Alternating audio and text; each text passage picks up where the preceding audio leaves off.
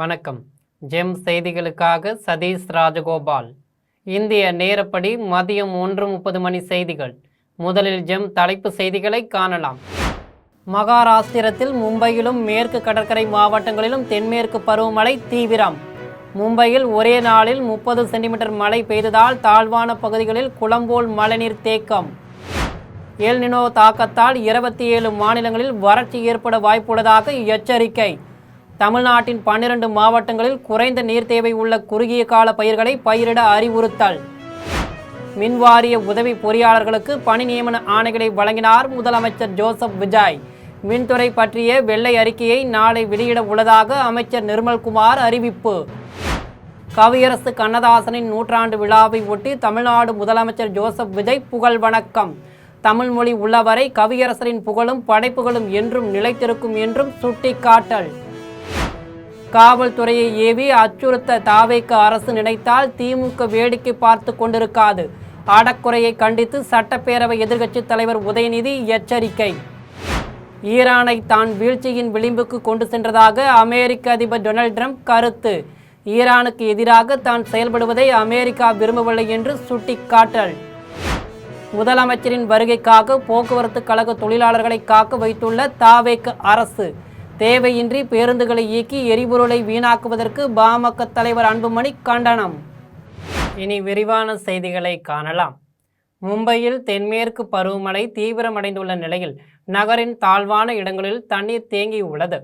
தென்மேற்கு பருவமழை தொடங்கி 1 மாத காலமாக தீவிரமடையாமல் இருந்தது. இந்நிலையில் நேற்று முதல் மகாராஷ்டிரத்தின் மேற்கு கடற்கரை பகுதியில் பருவமழை தீவிரமடைந்து உள்ளது. நேற்று காலை 8 மணி முதல் இன்று காலை 7 மணி வரை மும்பையில் 30 சென்டிமீட்டர் மழை பதிவாகியுள்ளது. தாதவூரில் நேற்றிரவு முதல் பலத்த மழை பெய்த நிலையில் சாலை ஓரம் நின்ற மரம் சாய்ந்து காரின் மீது விழுந்தது. மரத்தை வெட்டி அகற்றி போக்குவரத்தை சீராக்கும் பணியில் மாநகராட்சி ஊழியர்களும் காவல்துறையினரும் ஈடுபட்டனர். சயான் சண்முகானந்தா அரங்கசாலையில் குளம்போல் தண்ணீர் தேங்கி உள்ளதால் வாகனங்கள் மெதுவாக ஊர்ந்து செல்கின்றன. இதேபோல் நவி மும்பையில் தானே ஓலாப்பூர் சாலையில் போக்குவரத்து நெரிசல் ஏற்பட்டு உள்ளது. மகாராஷ்டிரத்தின் மேற்கு கடற்கரை பகுதியில் தென்மேற்கு பருவமழை தீவிரமடைந்து உள்ளது. மும்பையில் நேற்று முதல் தொடர்ந்து கனமழை பெய்து வருவதால் நகரின் தாழ்வான இடங்களில் தண்ணீர் தேங்கி உள்ளது. மேற்கு ரயில்வே மத்திய ரயில்வே மண்டலங்களின் ரயில் பாதைகளில் தண்டவாளங்களும் தண்ணீரில் மூழ்கி உள்ளன. இதனால் ரயில்கள் மிதமான வேகத்தில் இயக்கப்படுகின்றன. மும்பையிலும் அதன் புறநகர் பகுதிகளிலும் இன்று வானம் மேகமூட்டத்துடன் காணப்படும் என்றும் மிதமானது முதல் கனமழை வரை பெய்யக்கூடும் என்றும் வானிலை ஆய்வு மையம் கணித்து உள்ளது. இதேபோல் மும்பை, தானே, ராய்காட், பால்கர், சிந்துதுர்கம் மாவட்டங்களில் இன்று மிதமானது முதல் பலத்த மழை வரை பெய்யக்கூடும் என்று வானிலை ஆய்வு மையம் தெரிவித்து உள்ளது. எல் நினோவின் தாக்கத்தால் தமிழ்நாடு உட்பட 27 மாநிலங்களில் உள்ள 226 மாவட்டங்களில் வறட்சி ஏற்பட வாய்ப்புள்ளதாக மத்திய அரசு அதிர்ச்சி தகவலை வெளியிட்டு உள்ளது. மத்திய கிழக்கு பசிபிக் பெருங்கடலின் மேற்பரப்பு நீர் வழக்கத்தை விட அதிக வெப்பமடையும் ஒரு இயற்கையான காலநிலை நிகழ்வு எல் நினோ என்று அழைக்கப்படுகிறது. இது உலகின் பல்வேறு பகுதிகளில் மழைப்பொழிவு வெப்பநிலை முறைகளை மாற்றியமைக்கும். குறிப்பிட்ட பகுதிகளில் கடுமையான வறட்சி ஏற்படுவதுடன் மற்ற பகுதிகளில் பெருமழை பெய்யும் என்றும் கூறப்படுகிறது. பசிபிக் பெருங்கடலின் மத்திய மற்றும் கிழக்கு பகுதிகளில் கடல் மேற்பரப்பின் வெப்பநிலை பொதுவாக 26 டிகிரி முதல் 28 டிகிரி செல்சியஸாக இருக்கும். இந்த வெப்பநிலையில் அரை விழுக்காடு கூடினால் எல் நினோ உருவானதாக பொருளாகும். இப்போது பசிபிக் பெருங்கடலின் மத்திய கிழக்கு பகுதிகளில் கடல் மேற்பரப்பு வெப்பநிலை இயல்பை விட அதிகமாக உள்ளது. இப்போதைய ஆய்வுகளும் கணிப்புகளும் இந்த ஆண்டு இறுதியில் எல் நினோ வலுப்பட வாய்ப்புள்ளதாக தெரிவித்து உள்ளன. இந்நிலையில் எல் நினோ தாக்கத்தால் தமிழ்நாட்டின் 12 மாவட்டங்களில் வறட்சி ஏற்பட வாய்ப்புள்ள நிலையில் முன்னெச்சரிக்கை நடவடிக்கையாக குறுகிய கால பயிர்களை பயிரிடும்படி பரிந்துரைக்க மத்திய அரசு அறிவுறுத்தியுள்ளது. இதன்படி அரியலூர், தருமபுரி, திண்டுக்கல், கிருஷ்ணகிரி, நாமக்கல், நீலகிரி, பெரம்பலூர், ராமநாதபுரம், திருச்சி, திருப்பத்தூர், வேலூர், விருதுநகர் ஆகிய மாவட்டங்கள் பாதிக்கப்படலாம் என்று கணிக்கப்பட்டு உள்ளது. பாதிப்புக்குள்ளாகும் மாவட்டங்களில் குறைவாக தண்ணீர் தேவை உள்ள பயிர் வகை பயிர்கள் ஆகியவற்றை பயிரிடும்படி மத்திய அரசு அறிவுறுத்தி உள்ளது. மேலும் இந்த ஆண்டில் தென்மேற்கு பருவமழை காலத்தில் மழைப்பொழிவு வழக்கத்தை விட குறைவாக இருக்கக்கூடும் என்றும் கணிக்கப்பட்டு உள்ளது.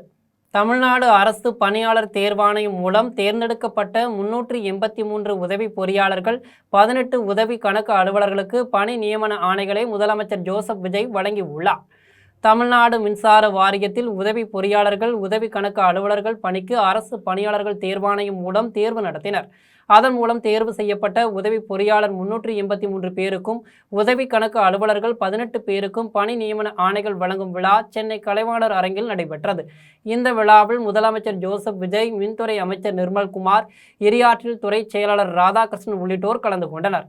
அப்போது பேசிய மின்துறை அமைச்சர் நிர்மல்குமார், தமிழ்நாடு மின்சார வாரியத்தில் கிட்டத்தட்ட மொத்த பணியிடங்களின் எண்ணிக்கையில் பாதி, அதாவது 70,000 பணியிடங்கள் காலியாக உள்ளதாக தெரிவித்தார். அவற்றில் இந்த ஆண்டு இறுதிக்குள் 15,000 பணியிடங்கள் நிரப்பப்படும் என்று உறுதியளித்தார். கடந்த 25 ஆண்டுகளாக சீரழிக்கப்பட்ட மின்துறையை மீண்டும் தலைநிமிரச் செய்ய உள்ளதாக கூறினார். மின்துறை பற்றிய வெள்ளை அறிக்கையை நாளை வெளியிட உள்ளதாக தெரிவித்தார். இந்த தாவேக அரசு மக்களுக்கு பயந்து செயல்படுமே இன்றி வேறு யாருக்கும் பயப்படாது என்று அமைச்சர் நிர்மல்குமார் கூறினார். அரசு பணியாளர் தேர்வாணையம் மூலம் மின்வாரிய பணிக்கு தேர்ந்தெடுக்கப்பட்டவர்களுக்கு முதலமைச்சர் ஜோசப் விஜய் பணி நியமன ஆணைகளை வழங்கினார். கவியரசு கண்ணதாசனின் 100ஆண்டு விழாவை ஒட்டி தமிழ்நாடு முதலமைச்சர் ஜோசப் விஜய் புகழ்வணக்கம் தெரிவித்துள்ளார். முதலமைச்சர் சமூக வலைதளத்தில் வெளியிட்டுள்ள பதிவில், தமிழ் இலக்கிய உலகிலும் தமிழ் திரையிசை வரலாற்றிலும் தனி முத்திரை பதித்து 100ஆண்டு காணும் கவியரசு கண்ணதாசனுக்கு புகழ்வணக்கம் தெரிவித்துள்ளார். மனித வாழ்வின் உணர்வுகளையும் தத்துவ சிந்தனைகளையும் சமூக விழிப்புணர்வுகளையும் தனது படைப்புகளின் மூலம் எளிய தமிழில் தந்து அனைவரின் மனங்களிலும் நீங்கா இடம் பிடித்தவர் கவியரசு கண்ணதாசன் என்று குறிப்பிட்டுள்ளார். காலங்களை கடந்தும் தலைமுறைகளை வழிநடத்தும் இலக்கிய பொக்கிஷங்களாக அவரது படைப்புகள் திகழ்வதை குறிப்பிட்டுள்ளார். தமிழ் மொழி உள்ளவரை கவியரசரின் புகழும் படைப்புகளும் என்றும் நிலைத்திருக்கும் என்று முதலமைச்சர் ஜோசப் விஜய் தெரிவித்துள்ளார். காவல்துறையை ஏவி அச்சுறுத்தலாம் என்று ஆளும் அரசு நினைத்தால் அதனை திமுக வேடிக்கை பார்த்து கொண்டிருக்காது என்று சட்டப்பேரவை எதிர்க்கட்சி தலைவர் உதயநிதி எச்சரிக்கை விடுத்துள்ளார். சட்டப்பேரவை எதிர்க்கட்சி தலைவர் உதயநிதி தனது சமூக வலைதள பக்கத்தில் பதிவிட்டுள்ளார். அதில் திமுகவின் ஜென்சி கூட்டத்தை நடத்திய அன்பானந்தன் அரியப்பனை ராயக்கோட்டையில் அவரது வீட்டுக்குள் நள்ளிரவில் அத்துமீறி நுழைந்து காவல்துறையினர் கைது செய்ய முயன்றதை கண்டித்து உள்ளார். இதேபோல அண்மையில் ஜென்சி கூட்டத்தில் பேசிய கனி மீது தாக்குதல் நடத்திய தாவேகாவினர் மீது காவல்துறையினர் வழக்கு பதிவு செய்யவில்லை என்று குற்றம் சாட்டினார். சோபா மாடல் அரசின் போலி பிம்பம் இளைஞர்கள் மத்தியில் சுக்குநூறாக நொறுங்கி வருவதை பொறுத்து கொள்ள முடியாமல் இந்த ஆட்சியாளர்கள் அடக்குமுறையை கையில் எடுத்துள்ளதாக விமர்சித்துள்ளார். காவல்துறையை ஏவி அச்சுறுத்தலாம் என்று ஆளும் அரசு நினைத்தால் அதனை திமுக வேடிக்கை பார்த்து கொண்டிருக்காது என்று உதயநிதி எச்சரித்துள்ளார். ஈரானை தான் வீழ்ச்சியின் விளிம்புக்கு கொண்டு சென்றதாக அமெரிக்க அதிபர் டொனால்ட் ட்ரம்ப் தெரிவித்துள்ளார். அமெரிக்க அதிபர் டொனால்ட் ட்ரம்ப் தனது ட்ரூத் சமூக வலைதளத்தில் பதிவிட்டுள்ளார். அதில் ஈரானை தான் வீழ்ச்சியின் விளிம்புக்கு கொண்டு வந்து விட்டதாகவும் பல 10 ஆண்டுகளுக்கு பிறகு முதன்முறையாக அமெரிக்காவையும் மிகுந்த மரியாதையுடன் பார்ப்பதாகவும் தெரிவித்துள்ளார். இத்தகைய சூழலில் அமெரிக்க செனட் சபை மிகவும் தவறான நேரத்தில் அர்த்தமற்ற போர் அதிகார சட்ட வாக்கெடுப்பை நடத்தியுள்ளது என்று கூறினார். இதன் மூலம் உலகின் முதன்மையான பயங்கரவாத ஆதரவு நாடான ஈரானிடம் தான் எதிராக செயல்படுவதை அமெரிக்கா விரும்பவில்லை என்று குறிப்பிட்டுள்ளார். குடியரசுக் கட்சியை சேர்ந்த 4 தோல்வியாளர்கள் டெமோக்ராட்ஸுடன் இணைந்து வாக்களித்தனர் என்று குற்றம் சாட்டினார். உறுப்பினர்கள் தன் பணியை மேலும் கடினமாக்கியுள்ளனர் என்றும், ஆனாலும் தான் இந்த செயலை முடித்து காட்டுவேன் என்றும் தற்பெருமையுடன் கூறியுள்ளார். இந்தியா கடுமையான எரிபொருள் தட்டுப்பாட்டை சந்தித்து கொண்டிருக்கும் வேளையில் தேவையின்றி பேருந்துகளை இயக்கி எரிபொருளை வீணாக்குவது கண்டிக்கத்தக்கது என்று பாமக தலைவர் அன்புமணி தெரிவித்துள்ளார். பாட்டாளி மக்கள் கட்சி தலைவர் அன்புமணி தனது சமூக வலைதள பக்கத்தில் பதிவு வெளியிட்டுள்ளார்.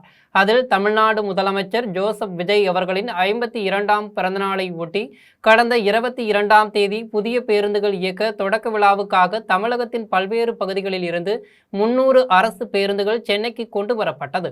தற்போது அது எந்தவித பயன்பாடும் இல்லாமல் 3வது நாளாக நிறுத்தி வைக்கப்பட்டு உள்ளது.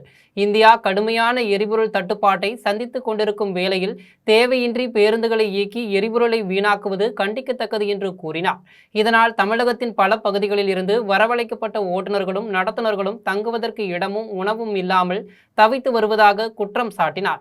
புதிய பேருந்துகளை தேவையில்லாமல் சென்னைக்கு அழைத்து வர அறிவுறுத்திய அதிகாரிகள் மீது சட்டப்படி கடுமையான நடவடிக்கைகளை எடுக்க வேண்டும் என்று தெரிவித்தார். தஞ்சை வடக்கு மாவட்டம் தமிழக வெற்றிக் கழகம் அம்மாப்பேட்டை ஒன்றியம் சார்பில் தமிழக முதல்வர் ஜோசப் விஜயின் 52வது பிறந்தநாள் விழாவை முன்னிட்டு பொதுமக்களுக்கு நலத்திட்ட உதவிகள் வழங்கப்பட்டது.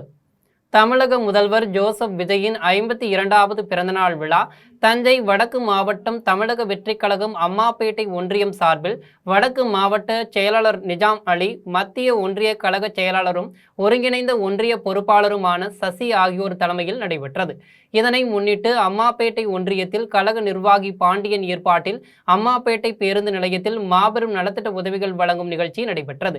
இந்நிகழ்வில் அம்மாப்பேட்டை அரசு மருத்துவமனைக்கு 27 நாற்காலிகளும், 52 குடும்பங்களுக்கு அரிசி, மளிகை, காய்கறிகளும், 52 குடும்பங்களுக்கு தென்னங்கன்றுகளும், 52 ஆட்டோ ஓட்டுநர்களுக்கு விலையில்லா சீருடையும், 52 குடும்பங்களுக்கு குடைகளும் வழங்கப்பட்டது. இந்நிகழ்ச்சியில் கிழக்கு ஒன்றிய கழக செயலாளர் பாக்கியராஜ், கிழக்கு பகுதி ஒன்றிய செயலாளர் சீனுமணி, தெற்கு ஒன்றிய கழக செயலாளர் சுதாகர், அம்மாப்பேட்டை பேரூர் கழக செயலாளர் சுடலைமுத்து மற்றும் அனைத்து நிலை நிர்வாகிகளும் கலந்து கொண்டனர். நங்கநல்லூரில் முதலமைச்சர் விஜயின் பிறந்தநாள் விழா ஆலந்தூர் தாவைக்க நிர்வாகிகள் சார்பில் மிக சிறப்பாக கொண்டாடப்பட்டது. சென்னை நங்கநல்லூரில் முதலமைச்சர் விஜயின் பிறந்தநாள் விழா ஆலந்தூர் 164வது தாவைக்க வட்ட நிர்வாகி CR மணிகண்டன் தலைமையில் நடைபெற்றது. விழாவில் சிறப்பு விருந்தினராக ஆலந்தூர் தெற்கு பகுதி செயலாளர் R மதன் கலந்து கொண்டு நிர்வாகிகளுடன் கேக் வெட்டி கொண்டாடினார். இதன் பின்னர் 200க்கும் மேற்பட்ட பொதுமக்களுக்கு பால்பன் வழங்கப்பட்டது. இந்த விழாவிற்கான ஏற்பாடுகளை ஆலந்தூர் 164வது தாவைக்க வட்ட நிர்வாகி CR மணிகண்டன் செய்திருந்தார். இந்நிகழ்வில் தாவைக்க நிர்வாகிகள் மற்றும் தொண்டர்கள் ஏராளமானோர் கலந்து கொண்டனர். பொன்னேரி அருகே கார்ப்பரேட் நிறுவனத்தை தடை செய்ய கோரி வியாபாரிகள் ஆலோசனை கூட்டத்தில் தீர்மானம் நிறைவேற்றப்பட்டு உள்ளது. திருவள்ளூர் மாவட்டம் தடம்பெரும்பாக்கம், திருவேங்கடபுரம், வேண்பாக்கம் சுற்று வட்டார வியாபாரிகள் சங்கம் சார்பில் திடீரென ஆலோசனை கூட்டம் நடைபெற்றது. இக்கூட்டத்தில் புலிக்குளம் சாலை அருகே தனியார் கார்ப்பரேட் நிறுவனம் கட்டுமான பணிகள் செயல்பட்டு வரும் நிலையில் நிறுவனத்தை தடை செய்யவும், கடையடைப்பு போராட்டம் நடத்திடவும் வணிகர் சங்க பேரமைப்பு மாநில தலைவர் விக்ரம் ராஜா தலைமையில் கார்ப்பரேட் நிறுவனத்தின் முன்பு ஆர்ப்பாட்டம் நடத்திட முடிவு செய்யப்பட்டு தீர்மானம் நிறைவேற்றப்பட்டு உள்ளது. இந்நிகழ்வில் சுற்று வட்டார பகுதிகளைச் சேர்ந்த ஏராளமான வியாபாரிகள் கலந்து கொண்டனர். கோவையில் ஓடிக்கொண்டிருந்த தனியார் பேருந்து ஒன்றில் திடீரென பிரேக் செயலிழப்பு ஏற்பட்ட சம்பவம் பெரும் பரபரப்பை ஏற்படுத்தி உள்ளது. கோயம்புத்தூரில் இருந்து கோவில்பாளையம் வழியாக குன்னத்தூர் நோக்கி புறப்பட்ட பேருந்தில் 40ற்கும் மேற்பட்ட பயணிகள் பயணம் செய்து கொண்டிருந்தனர். அப்போது பேருந்து கோவில்பாளையம் சாலையை கடக்க முயன்றபோது ஓட்டுநர் பிரேக் மிதிக்க முயன்றபோது அது துண்டிக்கப்பட்டு வாகனம் கட்டுப்பாட்டை இழந்ததை உணர்ந்து அதிர்ச்சியடைந்தார். அந்த இக்கட்டான வினாடிகளில் சற்றும் பதற்றமடையாத ஓட்டுநர் சாலையின் ஓரத்தில் இருந்த மண் திட்டு மற்றும் மேடான பகுதிகளை நோக்கி பேருந்தை திருப்ப முயன்று வேகத்தை குறைக்க போராடினார். பேருந்து கட்டுப்பாடின்றி வருவதை கண்ட உள்ளூர் பொதுமக்களும் பேருந்தை நிறுத்த உதவினர். நொடி பொழுதில் பேரும் அசம்பாவிதம் தவிர்க்கப்பட்டு 40க்கும் மேற்பட்ட பயணிகள் எவ்வித காயமுமின்றி நல்வாய்ப்பாக மீட்ட ஓட்டுநருக்கு பாராட்டுகள் குவிந்து வருகிறது. தூத்துக்குடி அருகே மங்களக்குறிச்சியிலிருந்து ஏரல் செல்லும் சாலையின் இருபுறங்களிலும் இருக்கும் சீமை கருவேல மரங்களை அகற்ற பொதுமக்கள் கோரிக்கை விடுத்து உள்ளனர். தூத்துக்குடி மாவட்டம் மங்களக்குறிச்சியிலிருந்து ஏரல் செல்லும் சாலையின் இருபுறங்களிலும் சீமை கருவேல மரங்கள் அடர்ந்து புதர்போல் வளர்ந்துள்ளதால் வாகன ஓட்டிகள் பெரும் சிரமத்திற்கு உள்ளாகினர். இதில் குறிப்பாக சாலையின் வளைவுகளில் கருவேல மரங்கள் மறைத்து கொண்டிருப்பதால் எதிரே வரும் வாகனங்கள் தெரிவதில்லை என்றும், இரவு நேரங்களில் சாலையோர கருவேல முட்களின் கிளைகள் ஓட்டுநர்கள் மீது குத்தி விபத்துகளை ஏற்படுத்துகின்றன என்றும் பொதுமக்கள் குற்றம் சாட்டியுள்ளனர். பெரிய விபத்துகள் ஏற்பட்டு உயிரிழப்புகள் நிகழும் முன் மாவட்ட நிர்வாகம் உடனடியாக தலையிட்டு சீமை கருவேல மரங்களை வேரோடு அகற்ற நடவடிக்கை எடுக்க வேண்டும் என பொதுமக்கள் கோரிக்கை விடுத்தனர். ராணிப்பேட்டை அருகே தமிழக விவசாயிகள் சங்கம் சார்பில் கூட்டுறவு பயிர்க்கடன் முழுமையாக தள்ளுபடி செய்ய வலியுறுத்தி விவசாயிகள் ஆர்ப்பாட்டத்தில் ஈடுபட்டு உள்ளனர். ராணிப்பேட்டை மாவட்டம் நெமிலி வட்டாட்சியர் அலுவலகம் முன்பு தமிழக விவசாயிகள் சங்கம் சார்பில் விவசாயிகள் கவன ஈர்ப்பு ஆர்ப்பாட்டத்தில் ஈடுபட்டனர். இதில் தமிழக விவசாயிகள் சங்கம் மாநில பொருளாளர் சுபாஷ் தலைமை வகித்தார். இந்த ஆர்ப்பாட்டத்தில் தமிழக அரசு தேர்தல் வாக்குறுதி அளித்தபடி கூட்டுறவு பயிர்க்கடன் முழுமையாக தள்ளுபடி செய்ய வேண்டும் என வலியுறுத்தி கோஷங்களை எழுப்பினர். இந்நிகழ்வில் மாவட்ட தலைவர் ரவீந்திரன் நாயுடு, சுப்பிரமணி, உதயகுமார், கிருஷ்ணன், திமுக நெமிலி மத்திய ஒன்றிய செயலாளர் பெருமாள் உள்ளிட்ட ஏராளமானோர் கலந்து கொண்டனர். தகவல் அறிந்து வந்த நெமிலி வட்டாட்சியர் பன்னீர்செல்வம் பேச்சுவார்த்தை நடத்தியதை தொடர்ந்து அனைவரும் அங்கிருந்து கலைந்து சென்றனர். ஆரோக்கியமான சட்டமன்றமே ஆரோக்கியமான தமிழ்நாட்டின் வளர்ச்சிக்கு வழிவகுக்கும் என்று தமிழ் மாநில காங்கிரஸ் தலைவர் G.K. வாசன் தெரிவித்துள்ளார். சென்னை தியாகராய நகரில் கவிஞர் கண்ணதாசனின் 100வது பிறந்தநாளை ஒட்டி அவரது உருவ சிலைக்கு கீழ் அலங்கரித்து வைக்கப்பட்டுள்ள உருவப்படத்திற்கு தமிழ் மாநில காங்கிரஸ் தலைவர் ஜி.கே. வாசன் மலர்தூவி மரியாதை செலுத்தினார். இதன் பின்னர் அவர் செய்தியாளர்களிடம் பேசினார். அப்போது கவிஞர் கண்ணதாசனின் 100ஆண்டு விழாவை ஒட்டி அவரது நூல்களை நாட்டுடைமையாக்க வேண்டும் என்றும் அவருக்கு மணிமண்டபம் கட்ட வேண்டும் என்றும் தமிழக அரசுக்கு கோரிக்கை விடுத்தார்.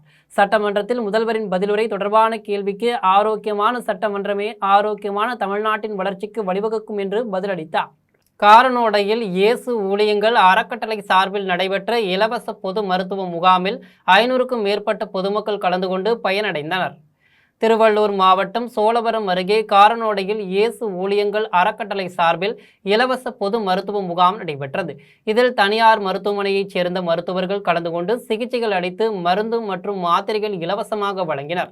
முகாமில் காரனோடை மற்றும் அதனை சுற்றியுள்ள கிராமங்களில் இருந்து 500க்கும் மேற்பட்ட பொதுமக்கள் கலந்து கொண்டு பயனடைந்தனர். இதில் இயேசு ஊழியங்கள் அறக்கட்டளை நிர்வாகிகள் உள்ளிட்ட பலர் கலந்து கொண்டனர். என்னோட பேர் சாம். நான் steep vision social and charitable ட்ரஸ்ட்லேருந்து வரேன். ஏசு ஊழியங்களுக்கு ரொம்ப நன்றி.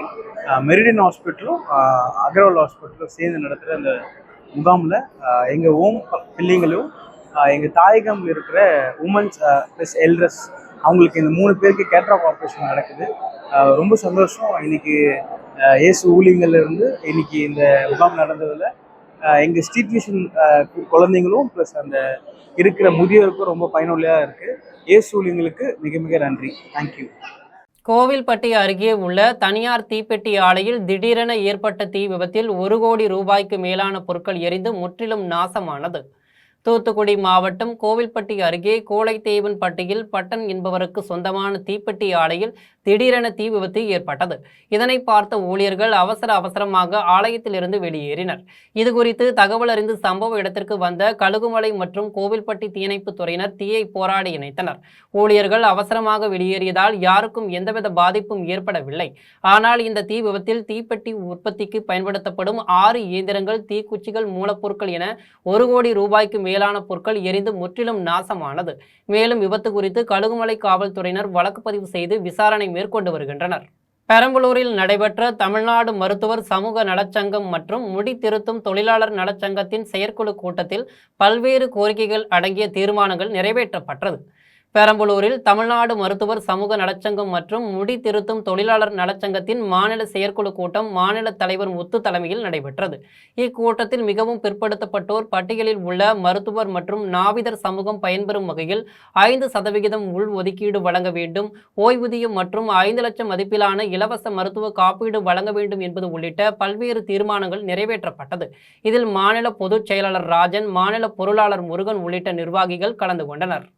வேலைவாய்ப்பு இல்லாமல் ஒரு பொருளாதாரத்தில் நசுங்கிக் கொண்டு வாழ்ந்து கொண்டிருக்கின்றோம்.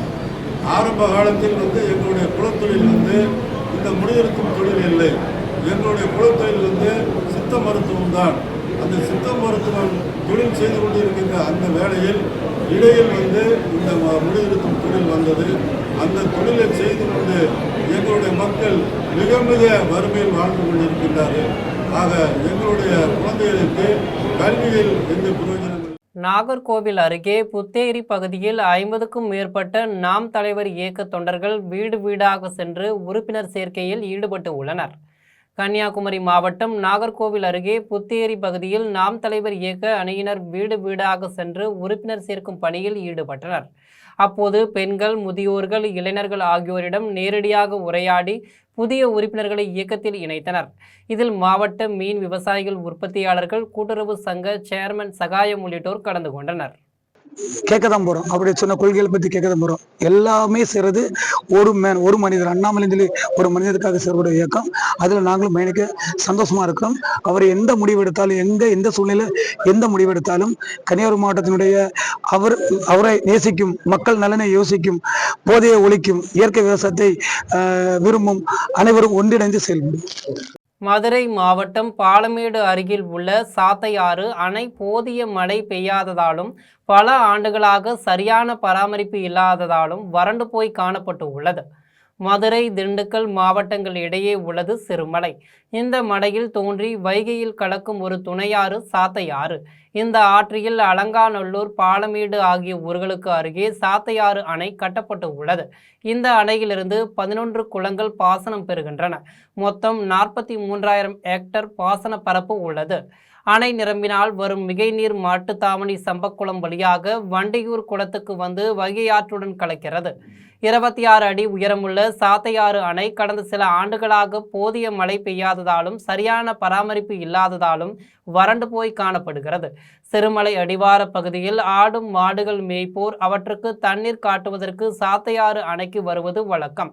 இந்த ஆண்டு கடும் வறட்சி நிலவுவதால் ஆடு மாடுகளுக்கு கூட போதிய தண்ணீரின்றி அணையின் உட்புறமுள்ள நீர்த்தேக்கம் பாலமாக வெடித்து உள்ளது. இதனால் தமிழ்நாட்டில் குறிஞ்சி, முல்லை, மருதம் ஆகிய செழிப்பான நிலங்கள் எல்லாம் பாலையாகி விடுமோ என்கின்ற அச்சம் உழவர்களிடமும் பொதுமக்களிடமும் ஏற்பட்டு உள்ளது. அதிக அளவு சம்பாதித்து மக்களுக்கு தொண்டு செய்வதுதான் தன்னுடைய நோக்கம் என்று நடிகர் பாலா தெரிவித்து உள்ளார். கன்னியாகுமரி மாவட்டம் ஆரல்வாய்மொழி அருகில் புதிதாக அமைக்கப்பட்ட கிரிக்கெட் விளையாட்டு மைதானத்தின் திறப்பு விழா நடைபெற்றது. இவ்விழாவில் மாவட்ட காவல் கண்காணிப்பாளர் ஸ்டாலின், நடிகர் பாலா ஆகியோர் மைதானத்தை திறந்து வைத்து கிரிக்கெட் விளையாடினர். இதன் பின்னர் நடிகர் பாலா செய்தியாளர்களிடம் பேசினார்.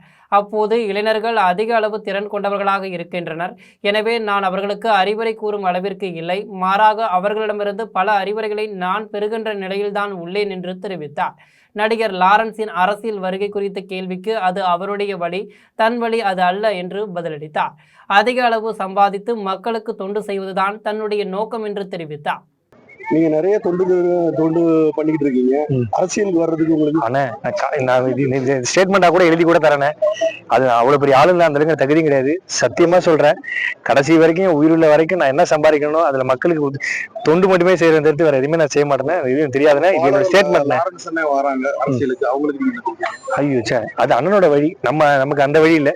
நம்ம வழி கடைசி வரைக்கும் நிறைய சம்பாதிக்கணும். கரம்பக்குடி அருகே உள்ள கணக்கர் தெருவில் ஆட்டோ ஓட்டுநர் ஒருவரின் வீட்டில் ஏற்பட்ட தீ விபத்தில் 2 லட்சம் மதிப்பிலான பொருட்கள் மற்றும் குடும்ப அட்டை, வீட்டு பத்திரங்கள் தீயில் எரிந்து முற்றிலும் நாசமாகின. புதுக்கோட்டை மாவட்டம் கரம்பக்குடி அருகே உள்ள கணக்கர் தெருவைச் சேர்ந்த வீரையன் ராஜகுமாரி தம்பதியினருக்கு 2 மகள்கள் உள்ளனர். இந்நிலையில் வீரையன் ராஜகுமாரி தம்பதியினரின் வீட்டில் எதிர்பாராத விதமாக மின்கசிவு ஏற்பட்டு தீப்பற்றி எரியத் தொடங்கியது. இதனை கண்ட அக்கம் பக்கத்தினர் தீயணைப்பு துறையினருக்கு தகவல் தெரிவித்தனர். தகவல் அறிந்து சம்பவ இடத்திற்கு வந்த கரம்பக்குடி தீயணைப்பு துறையினர் தீயை போராடி அணைத்தனர். வீட்டில் யாரும் இல்லாததால் வீரையன் குடும்பத்தினர் அதிர்ஷ்டவசமாக உயிர் தப்பினர். மேலும் வீட்டில் இருந்த 2 லட்சம் ரூபாய் மதிப்பிலான பொருட்கள் தீயில் எரிந்து முற்றிலும் நாசமானது. எனவே தமிழக அரசு உரிய இழப்பீடு வழங்க வேண்டும் என்று வீரையன் குடும்பத்தினர் கோரிக்கை விடுத்தனர். மேலூர் அருகே செக்கடி பஜாரில் உள்ள அரசு மதுபான கடையில் மது அருந்துபவர்களால் ஏற்படும் இடையூறுகளை தடுக்க உரிய நடவடிக்கை எடுக்க வேண்டும் என அப்பகுதி மக்களும் சமூக ஆர்வலர்களும் கோரிக்கை விடுத்து உள்ளனர். மதுரை மாவட்டம் மேலூர் அருகே செக்கடி பஜாரில் உள்ள அரசு மதுபான கடையில் மது அருந்துபவர்களால் பொதுமக்களுக்கு சாலையில் கடும் இடையூறு ஏற்படுகிறது. இதுகுறித்து காவல் நிலையில் புகார் அளித்த நிலையில் காவல்துறையினர் அவ்வப்போது ரோந்து பணியில் ஈடுபட்டு சாலை ஓரத்தில் மது அருந்துபவர்களை எச்சரித்து அனுப்பி வைக்கின்றனர். ஆனாலும் இந்த பிரச்சனைக்கு நிரந்தர தீர்வு கிடைக்கவில்லை என பொதுமக்கள் தங்கள் வேதனையை தெரிவித்தனர். எனவே இது தொடர்பாக சம்பந்தப்பட்ட துறையினர் உரிய நடவடிக்கை எடுக்க வேண்டும் என அப்பகுதி மக்கள் மற்றும் சமூக ஆர்வலர்கள் கோரிக்கை விடுத்தனர். சங்ககிரி அருகே மதுபோதையில் இருசக்கர வாகனத்தை ஓட்டி வந்த நபர் அரசு பேருந்தை நீண்ட தூரம் வழிமறித்து சென்ற சம்பவம் அப்பகுதியில் பெரும் பரபரப்பை ஏற்படுத்தியுள்ளது. நாமக்கல் மாவட்டம் ராசிபுரம் பணிமனைக்கு சொந்தமான அரசு பேருந்து சேலத்திலிருந்து கோவை நோக்கி 59 பயணிகளுடன் சென்று கொண்டிருந்தது.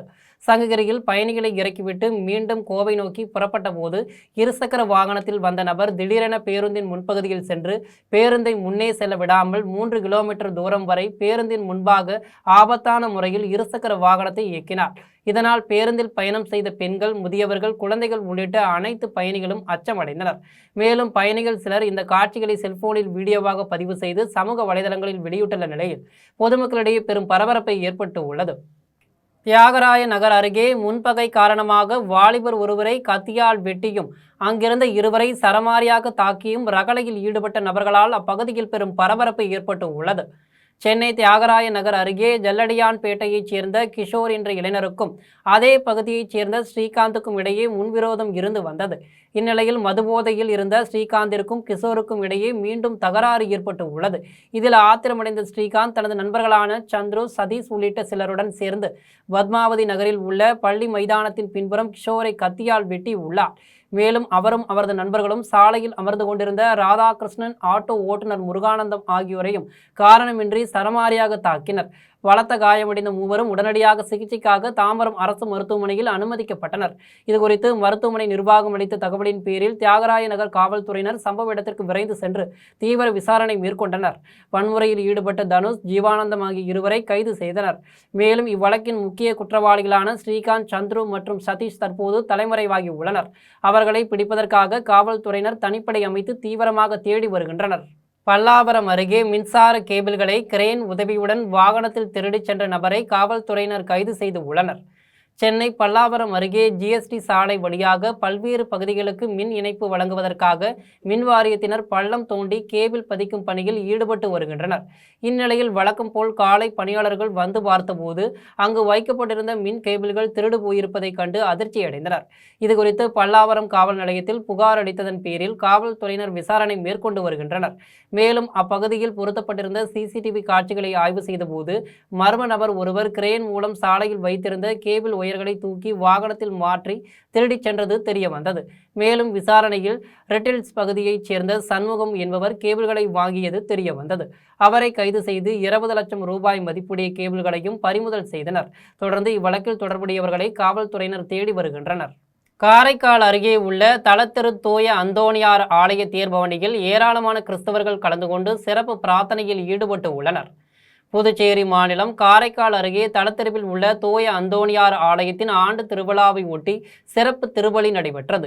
இதில் ஆன்மீக குருமார்கள் பன்னீர்செல்வம், சாமுவேல், பங்கு தந்தை ஆரோக்கிய ஜான் ராபர்ட் ஆகியோர் திருச்சுரூபத்தை மந்திரித்து ஆசீர்வதித்தனர். தொடர்ந்து வண்ண மலர்கள் மற்றும் மின் விளக்குகளால் அலங்கரிக்கப்பட்ட திருத்தேரில் புனித அந்தோணியாரின் திருச்சுரூபம் வைக்கப்பட்டு தேர்பவனி நடைபெற்றது. இதில் ஏராளமான கிறிஸ்தவர்கள் கலந்து கொண்டு புனித அந்தோணியாரை தரிசித்து சிறப்பு பிரார்த்தனையில் ஈடுபட்டனர். திண்டுக்கல் அருகே சவுடம்மன் கோவிலில் கும்பாபிஷேக விழா மிக சிறப்பாக நடைபெற்றது. திண்டுக்கல் மாவட்டம் வீரக்கள்ளி பகுதியில் உள்ள சவுடம்மன் கோவிலில் கும்பாபிஷேக விழாவை முன்னிட்டு விக்னேஸ்வர பூஜை, கணபதி ஹோமம், நவகிரக ஹோமம், தனபூஜை உள்ளிட்ட சிறப்பு பூஜைகள் நடைபெற்றது. யாகத்தில் பூஜிக்கப்பட்ட புனித நீரை சிவாச்சாரியர்கள் வேத மந்திரங்கள் முழங்க கலசங்களில் ஊற்றி கும்பாபிஷேகம் விழா நடைபெற்றது. இந்நிகழ்வில் முன்னாள் அமைச்சர் பெரியசாமி, முன்னாள் சட்டமன்ற உறுப்பினர்கள் காந்திராஜன், பரமசிவம் மற்றும் பொதுமக்கள் ஏராளமானோர் கலந்து கொண்டனர். தொடர்ந்து கோவில் நிர்வாகம் சார்பில் அனைவருக்கும் அன்னதானம் வழங்கப்பட்டது. இனி வருவது திரையுலகச் செய்திகள். கண்ணின் மணி போல, மணியின் நிழல் போல கவிதை படைத்த கவியரசர் கண்ணதாசனுக்கு கவிஞர் வைரமுத்து புகழாரம் சூட்டியுள்ளார். கவிஞர் வைரமுத்து கவியரசர் கண்ணதாசனுக்கு பிறந்தநாள் வாழ்த்து தெரிவித்து தனது சமூக வலைதள பக்கத்தில் பதிவு வெளியிட்டுள்ளார். அதில் பிறப்பு முதல் இறப்பு வரை தமிழர் வாழ்வை தழுவி நடக்கிறது உன் தமிழ், கீற்று கொட்டகைக்கு கிரீடம் சூட்டியது உன் பாடல், பாமரர் நாவல் பழமொழியானது உன் பல்லவி மொழியின் சகல சௌகரியங்களையும் பாட்டுக்குள் பரிமாறியவன் நீ என்று கூறினார். மேலும் கண்ணின் மணி போல, மணியின் நிழல் போல கவிதை படித்தாய் ஐயா, இந்த மண்ணும் கடல்வானும் மறைந்தது முடிந்தாலும் மறக்க முடியாதையா, உன் தமிழை பிரிக்க முடியாதையா என்று தெரிவித்தார். இனி வருவது விளையாட்டுச் செய்திகள்.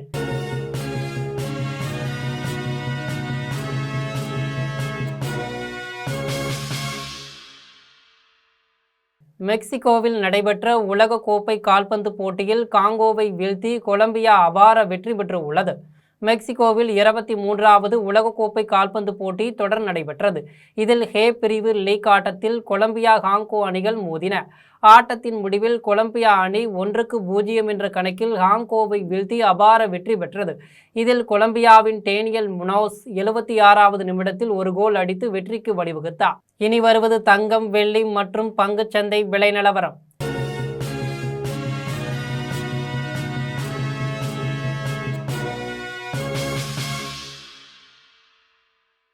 சென்னையில் ஆபரண தங்கம் இன்று 1 சவரன் 1,06,800 ரூபாய்க்கு விற்பனை செய்யப்படுகிறது. சென்னையில் இன்று ஆபரண தங்கத்தின் விலை கிராமுக்கு 210 ரூபாய் குறைந்து 13,350 ரூபாய்க்கு விற்பனை செய்யப்படுகிறது. மேலும் ஒரு சவரன் 1,680 ரூபாய் குறைந்து 1,06,800 ரூபாய்க்கு விற்பனை செய்யப்படுகிறது. 24 கேரட் தூய தங்கம் ஒரு சவரன் 1,16,512 ரூபாய்க்கு விற்பனை செய்யப்படுகிறது. மேலும் 1 கிராம் வெள்ளி 240 ரூபாய்க்கும் 1 கிலோ வெள்ளி 2,40,000 ரூபாய்க்கும் விற்பனை செய்யப்படுகிறது. இந்திய பங்குச் சந்தைகளில் வணிகம் இன்று உயர்வுடன் காணப்படுகிறது. மும்பை பங்குச்சந்தை பங்கு விலை குறியீட்டு எண் சென்செக்ஸ் 746 புள்ளிகள் அதிகரித்து 76,946 புள்ளிகளில் வணிகமாகிறது. தேசிய பங்குச்சந்தை பங்கு விலை குறியீட்டு எண் நிப்டி 182 புள்ளிகள் அதிகரித்து 24,006 புள்ளிகளில் வணிகமாகிறது. மீண்டும் ஜெம் தலைப்பு செய்திகள். மகாராஷ்டிரத்தில் மும்பையிலும் மேற்கு கடற்கரை மாவட்டங்களிலும் தென்மேற்கு பருவமழை தீவிரம். மும்பையில் ஒரே நாளில் 30 சென்டிமீட்டர் மழை பெய்ததால் தாழ்வான பகுதிகளில் குளம்போல் மழைநீர் தேக்கம். எல் நினோ தாக்கத்தால் 27 மாநிலங்களில் வறட்சி ஏற்பட வாய்ப்புள்ளதாக எச்சரிக்கை. தமிழ்நாட்டின் 12 மாவட்டங்களில் குறைந்த நீர் தேவை உள்ள குறுகிய கால பயிர்களை பயிரிட அறிவுறுத்தல். மின்வாரிய உதவி பொறியாளர்களுக்கு பணி நியமன ஆணைகளை வழங்கினார் முதலமைச்சர் ஜோசப் விஜய். மின்துறை பற்றிய வெள்ளை அறிக்கையை நாளை வெளியிட உள்ளதாக அமைச்சர் நிர்மல்குமார் அறிவிப்பு. கவியரசு கண்ணதாசனின் 100ஆண்டு விழாவை ஒட்டி தமிழ்நாடு முதலமைச்சர் ஜோசப் விஜய் புகழ் வணக்கம். தமிழ் மொழி உள்ளவரை கவியரசரின் புகழும் படைப்புகளும் என்றும் நிலைத்திருக்கும் என்றும் சுட்டிக்காட்டல். காவல்துறையை ஏவி அச்சுறுத்த தாவேக அரசு நினைத்தால் திமுக வேடிக்கை பார்த்து கொண்டிருக்காது. அடக்குறையை கண்டித்து சட்டப்பேரவை எதிர்க்கட்சி தலைவர் உதயநிதி எச்சரிக்கை. ஈரானை தான் வீழ்ச்சியின் விளிம்புக்கு கொண்டு சென்றதாக அமெரிக்க அதிபர் டொனால்ட் ட்ரம்ப் கருத்து. ஈரானுக்கு எதிராக தான் செயல்படுவதை அமெரிக்கா விரும்பவில்லை என்று சுட்டிக்காட்டல். முதலமைச்சரின் வருகைக்காக போக்குவரத்து கழக தொழிலாளர்களை காக்க வைத்துள்ள தாவேக அரசு. தேவையின்றி பேருந்துகளை இயக்கி எரிபொருளை வீணாக்குவதற்கு பாமக தலைவர் அன்புமணி கண்டனம். இத்துடன் ஜெம் செய்திகள் நிறைவடைகின்றன. மீண்டும் ஜெம் செய்திகள் மாலை 6 மணிக்கு. உடனுக்குடன் செய்திகளை காண ஜெம் live.tv என்ற இணையதளத்தில் இணைந்திருங்கள். நன்றி, வணக்கம்.